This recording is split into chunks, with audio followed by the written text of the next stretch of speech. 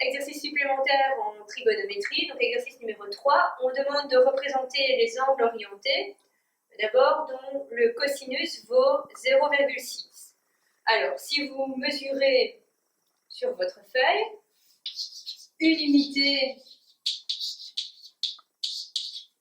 correspond à 2 cm, donc il faut multiplier toutes les unités fois 2 pour avoir la distance en centimètres. Donc ici, 0,6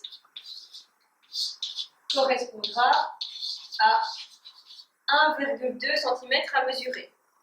Alors on veut un cosinus, donc on est sur l'axe X, il est positif, donc on est du côté droit. Donc je vais mesurer 1,2 cm du côté droit. Et là, je place mon cosinus qui vaut 0,6. Alors pour trouver les angles qui correspondent à ce cosinus, on se place de manière perpendiculaire à l'axe X en 0,6. On trouve deux intersections avec le cercle, donc P1,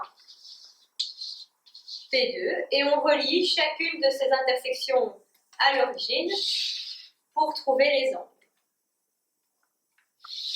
Donc j'ai un angle dans le premier cadran que j'appelle alpha 1 qui correspond au point P1 et un angle dans le quatrième cadran que j'appelle alpha 2 qui correspond au point P2 et ces deux angles-là ont pour cosinus 0,6.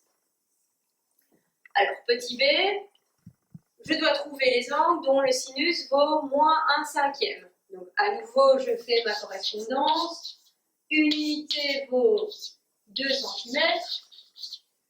Donc, 1/5 d'unité, je multiplie par 2, ça fait 2/5 de centimètres, 2/5 ça fait 4/10, donc 0,4 cm. Je le mesure sur l'axe des sinus, c'est-à-dire sur l'axe Y, et du côté négatif, donc vers le bas.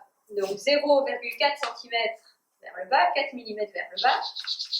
Là, j'ai mon moins 1/5.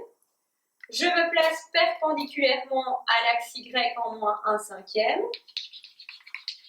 Je trouve deux intersections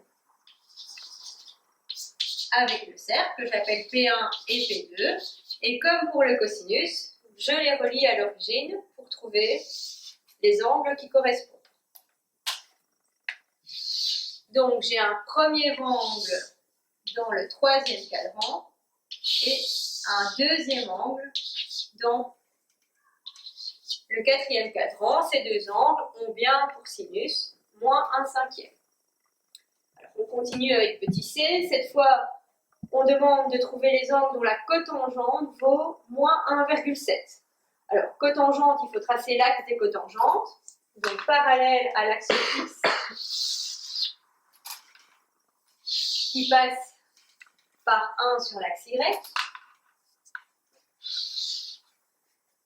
Je convertis à nouveau. Une unité correspond à 2 cm. Donc 1,7 unités, je fais x2, 3,4 cm. Sur l'axe des cotangentes, du côté négatif, c'est-à-dire du côté gauche. Donc je mesure 3,4 cm du côté gauche. Je place mon moins 1,7. Et cette fois, pour trouver les points, ce n'est plus de manière perpendiculaire, mais il faut relier à l'origine. Donc, je relie à l'origine et je n'hésite pas à bien prolonger. J'ai encore deux intersections avec le cercle que j'appelle P1 et P2. Et ici, mes angles sont visibles directement. Le premier est dans le deuxième cadran et le deuxième dans le quatrième cadran.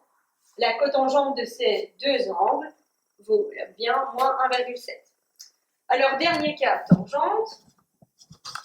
Donc, comme c'est tangente, je dois tracer l'axe des tangentes. Parallèle à l'axe Y qui passe par 1 sur l'axe X. Je continue ma conversion. Une unité 2 cm.